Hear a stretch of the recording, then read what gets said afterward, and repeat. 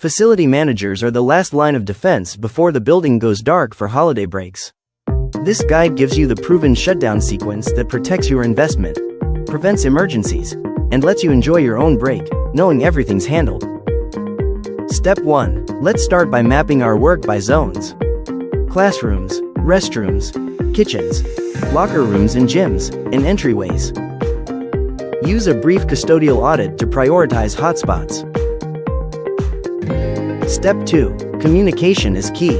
Lock in access with school principals, athletic departments, and food service. If there are any pesticide applications expected, be sure to issue pre-notifications to staff and parents per school IPM guidance.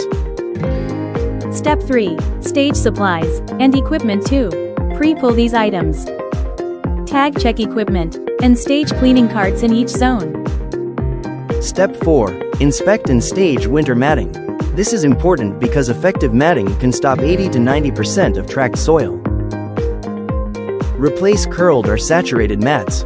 Clean or extract and fully dry mats before reinstall. Aim for 12 to 36 feet of effective matting. Step 5. Now is the time to do a deep detail of restrooms and locker rooms. This includes scale removal on fixtures and partitions, descale floors and grout, shine metal, and restock paper products. Don't forget to prime drains to prevent sewer gas during vacancy. Step 6. Cleaning the food service and production support areas. Degrease the floors, walls, and exteriors of equipment. Clean under and behind lines. Flush and screen floor drains and sanitize touchpoints. And as a pro tip, tie these tasks to your school's IPM program. Step 7. Hard surface floors.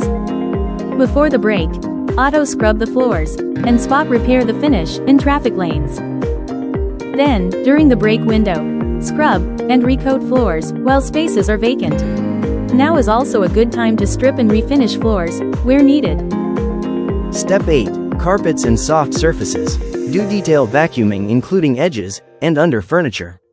Then complete a hot water extraction in classrooms, libraries, and offices. Be sure to allow floors to fully air dry with air movement before closing the building. Step 9. HVAC and energy readiness. Replace filters and clear outdoor air intakes.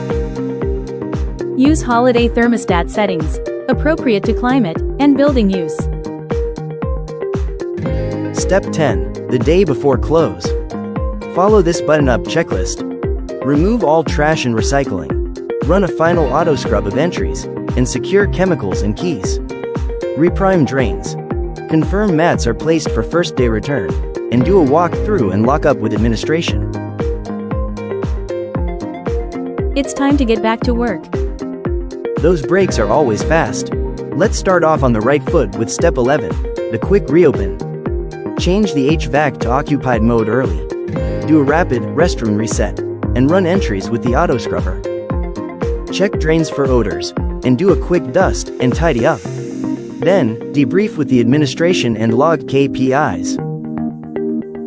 Here's what a successful return from break looks like.